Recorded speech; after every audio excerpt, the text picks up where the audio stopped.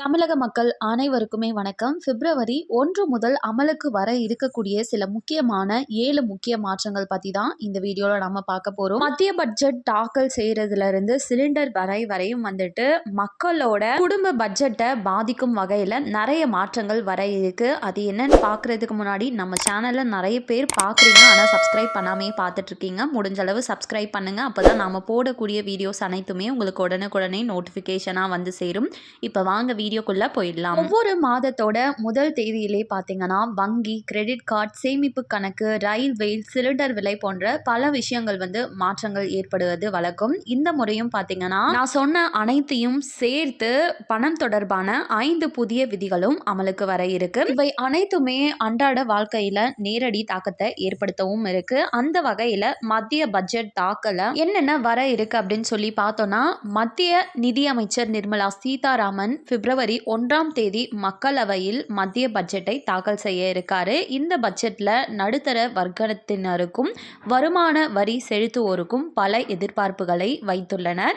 இந்த பட்ஜெட்டில் இளைஞர்களுக்கான வேலை வாய்ப்பு, பெண்களுக்கு அதிகாரமளித்தல், விவசாயிகள் நலன் போன்ற முக்கியமான அறிவிப்புகளும் இருக்கும் அப்படின்னு எதிர்பார்க்கப்படுகிறது. மத்திய பட்ஜெட் தாக்கல் செய்ததுமே நான் உடனே உங்களுக்கு அப்டேட் பண்றேன். இரண்டாவது, வங்கி கணக்கு பற்றின முக்கியமான அறிவிப்பு அமலுக்கு வர இருக்கு. அந்த வகையில நீங்க எந்த ஒரு வங்கியில கணக்கு வைத்திருந்தாலுமே ரிசர்வ் வங்கி வெளிப்படையான ஒரு உத்தரவை பிறப்பிச்சிருக்காங்க. அதாவது 6 மாதங்கள் முதல் 1 வருடம் வரை எந்தவித பண பரிவர்த்தனையும் இல்லாத ஜீரோ பேலன்ஸ் கணக்குகள் இருக்கு அப்படின்னா இமீடியட்டா பிப்ரவரி 1 முதல் செயலற்ற கணக்குகளா அதை மாற்றிடுங்க அப்படின்னு வந்துட்டு வங்கிகளுக்கு ரிசர்வ் பேங்க் ஆஃப் இந்தியா வந்து உத்தரவு பிறப்பிச்சிருக்காங்க. ஸோ நீங்க அந்த மாதிரியான வங்கி கணக்கு வச்சிருக்கீங்க அப்படின்னா அட்லீஸ்ட் கொஞ்சம் பணமாச்சும் பண பரிமாற்றம் செய்யுங்க, இல்லைனா வங்கி கணக்கு முடக்கப்படும் அப்படின்றத சொல்லியிருக்காங்க. இது பிப்ரவரி 1 முதல் அமலுக்கு வர இருக்கு. ஆல்ரெடி நிறைய டைம் சொல்லிட்டாங்க. மூன்றாவதா ஃபாஸ்டாக் பத்தின ஒரு முக்கியமான அறிவிப்பை இந்திய தேசிய நெடுஞ்சாலை ஆணையம் ஒரு முக்கிய முடிவை எடுத்திருக்காங்க. அதாவது வருகின்ற பிப்ரவரி 1ஆம் தேதி முதல் கார், ஜீப் மற்றும் வேன்களுக்கு வழங்கப்படும் ஃபாஸ்டாகுகளுக்கு கேஒய்சி தேவையில்லை என்று அறிவிக்கப்பட்டிருக்கு. ஸோ இனிமே வந்து கேஒய்சி அப்டேட் பண்ணணுன்றது இவர்களுக்கு கிடையாது. நான்காவதா, பந்தன் பேங்க்ல யாரெல்லாம் சேமிப்பு கணக்கு வச்சிருக்கீங்களோ குறைந்தபட்ச இருப்பு தொகையை குறைச்சிருக்காங்க. பிப்ரவரி 1 முதல் இது நடைமுறைக்கும் வர இருக்கு. எந்த அளவு குறைச்சிருக்காங்க அப்படின்னு சொல்லி பார்த்தோம்னா, சேவிங்ஸ் பேங்க் அக்கௌண்ட்ல மினிமம் பேலன்ஸா 5000 ரூபாய் இருக்கணும் அப்படின்னு சொன்னது பிப்ரவரி 1ஆம் தேதி முதல் ரூபாய் 2000 குறைக்கப்பட்டிருக்கு. ஸோ 2000 ரூபாய் நீங்க இருப்பு வச்சிருந்தீங்க அப்படின்னாவே போதுமானது. அப்படி இல்லைன்னா மாதமே வந்து உங்களுக்கு 0.3% கட்டணம் வசூலிக்கப்படும் அப்படின்னு பந்தன் வங்கி தரப்புல இருந்து வெளியிட்டிருக்காங்க. பிப்ரவரி 1 முதல் அமலுக்கும் வர இருக்கு. அண்ட் 5ஆவதா, பான் கார்டு, ஆதார் கார்டு இணைப்பு பற்றி சொல்லியிருக்காங்க. பான் கார்டு, ஆதார் அட்டையை இணைக்கணும் அப்படின்றது கம்பல்சரி அப்படின்னு டிசம்பர் 30ஆம் தேதிக்குள்ளே அனைவரும் இணைத்தாகணும் அப்படின்றத சொல்லியிருந்தாங்க. ஸோ இதற்கு கடைசி தேதியா இப்போ ஜனவரி 31 தான் கடைசி தேதி. இதற்கு மேலே வந்து நாங்கள் இதை வந்து நீட்டிச்சுட்டே போக மாட்டோம். பான் கார்டுடன் ஆதார் அட்டையை கம்பல்சரி இணைத்திருக்கணும். அப்படி இல்லைனா பிப்ரவரி 1ஆம் தேதி முதல் செயலிழக்க ஆரம்பிச்சிடும்.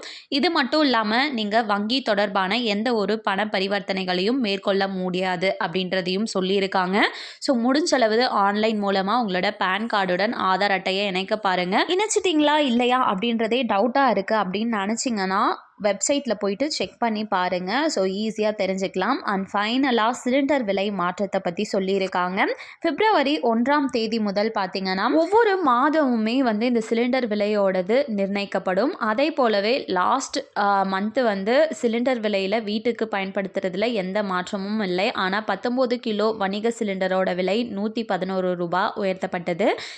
இதனைத் தொடர்ந்து இந்த முறையும் பிப்ரவரி 1ஆம் தேதிக்கு மேலே சிலிண்டரோட விலையில் மாற்றம் இருக்கலாம், உயர்த்தப்படுவதற்கான வாய்ப்புகள் இருக்கிறதாகவும் சொல்லப்படுது. அண்ட் ஃபைனலாக வங்கி விடுமுறைகள் பற்றி அறிவிச்சிருக்காங்க. இந்த பிப்ரவரி 1ஆம் தேதி முதல் பார்த்தீங்கன்னா பிப்ரவரி முழுக்க மொத்தம் 9 நாட்கள் வங்கிகள் மூடப்பட்டிருக்கும் அப்படின்னும், இது இன்க்ளூடிங் சனி ஞாயிறு விடுமுறைகளையும் சேர்த்து சில உள்ளூர் விடுமுறைகளும் வர இருக்கிறதாகவும் சொல்லியிருக்காங்க. ஸோ இவை அனைத்தும் தான் பிப்ரவரி 1ஆம் தேதி முதல் அமலுக்கு வர இருக்கக்கூடிய முக்கியமான மாற்றங்கள். இதனைத் தொடர்ந்து இப்போ சட்டசபை தேர்தல் கூடிய சீக்கிரமே வர இருக்குது. இந்த சட்டசபை தேர்தலில் நீங்கள் யாருக்கு ஓட்டு போடுவீங்க, என்ன ரீசனுக்காக ஓட்டு போடுவீங்க, இவங்களுக்கு ஓட்டு போட மாட்டீங்க அப்படின்றத கமெண்ட்டில் சொல்லிட்டு போங்க. யார் ஹையஸ்ட்டாக வராங்க அப்படின்னு சொல்லி பார்க்கலாம். கண்டிப்பாக இந்த அறிவிப்பு அனைவருக்குமே பயனுள்ளதாக இருக்கும் அப்படின்னு நம்புகிறேன். மேலும் இது போல் அரசாங்கம் அறிவிக்கிற அனைத்து உண்மை அப்டேட்களையும் உடனுக்குடனே தெரிஞ்சுக்க நம்ம சேனலை சப்ஸ்கிரைப் பண்ணிவிடுங்க. வீடியோ பயனுள்ளதாக இருக்குன்னு நினச்சிங்கன்னா மறக்காமல் ஒரு லைக் பட்டனையும் தட்டி விட்டுருங்க. அண்ட் நெக்ஸ்ட் வீடியோவில் பார்ப்போம். தேங்க்யூ ஃபார் வாட்சிங்.